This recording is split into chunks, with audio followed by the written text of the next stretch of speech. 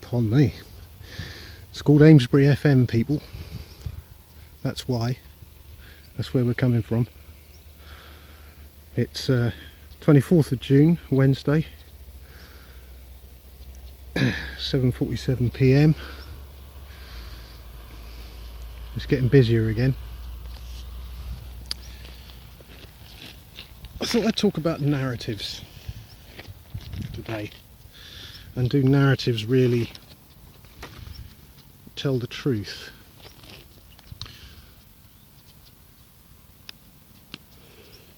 Some of you may have heard of the Stanford prison experiments. Set of experiments scheduled to take place from the 14th of August 1971 for a fortnight. These were conducted at Stanford University, which was a facility way up the coast near to San Francisco. And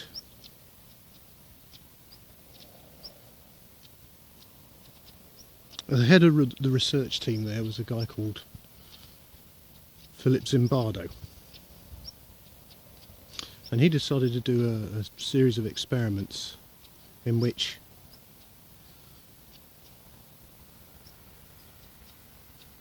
volunteer students would be randomly divided into prison warders and prisoners.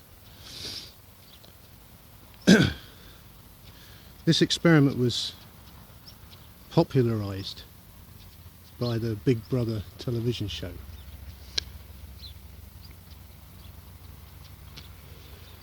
And I think it's rather interesting that when you mention the words Big Brother to people now, they think of a TV show and not a novel that was written in 1947. But anyway,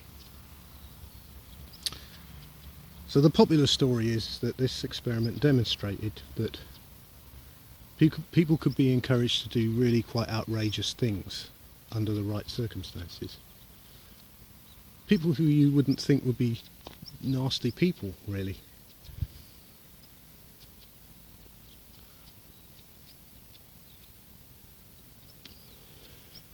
The actual experiments ran from 14th of August until the 21st of August, when they were prematurely discontinued. So the question is why? Why did it finish early? Well, at the time, Zimbardo had some sort of relationship with a fellow psychologist called Christine Maslach, who eventually became his wife. Zimbardo had invited Maslach to participate in the research they were doing, but for reasons of conflicting obligations she couldn't do so immediately, so she came in a week late. And the story goes something like this.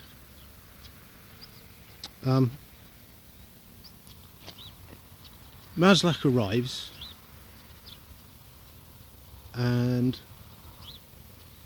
almost immediately meets a guy who is actually a prison guard. And she describes him as a nice guy. Now this guy's about to go on duty,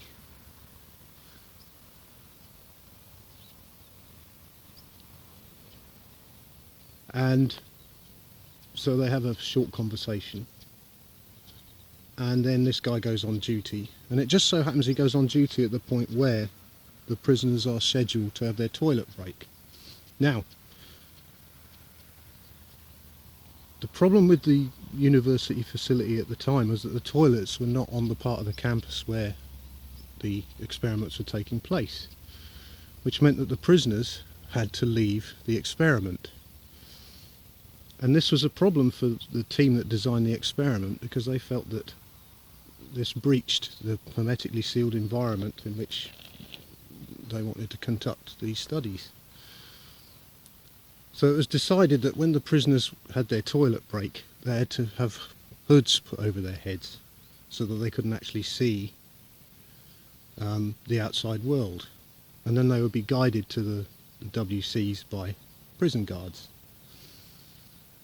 And this is the first thing that Maslach saw in terms of the actual experiment. This guy she just met, once he got his uniform on and got into the facility and started adopting his role as a prison guard, apparently his whole demeanour changed. And he even changed his accent.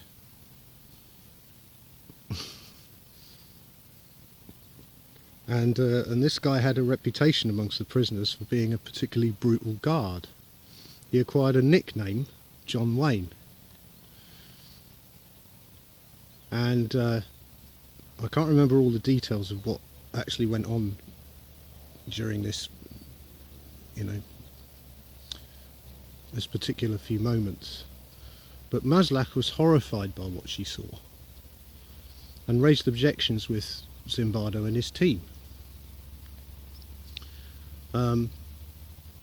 The team itself didn't understand what the problem is.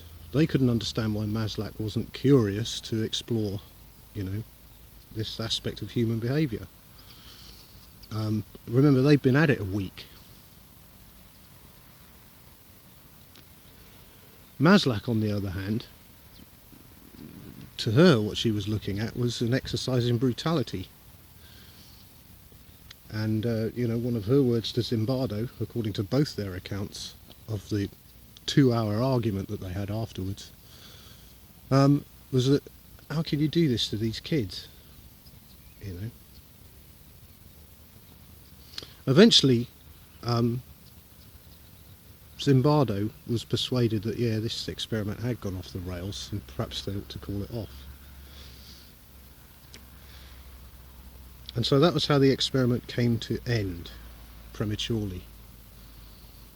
Now I think that's important, because what it demonstrates is that the research team itself had become part of the experiment without even knowing it. And it took a total outsider to come in to point out what to normal people would be the bleeding obvious. And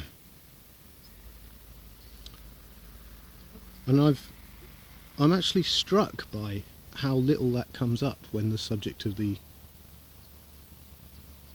Stanford prison experiments comes up in conversation.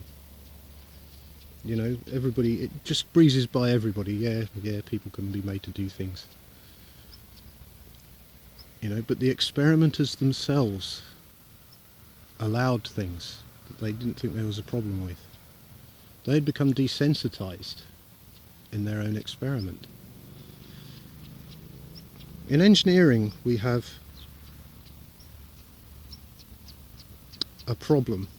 It's called the measurement problem. And the problem is essentially it's impossible to measure a system without affecting the system.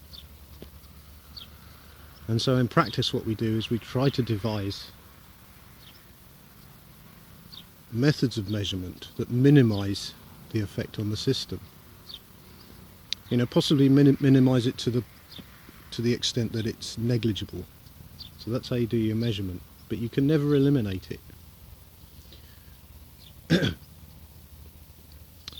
The Stanford prison experiment is a curious converse problem, which is that the system affects the measurement.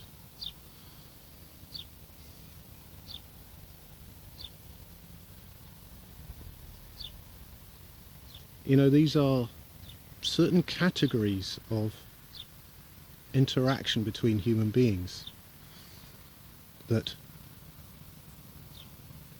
have the potential to happen anywhere. And when they do, we need outsiders to come in and tell us whether it's sane or not.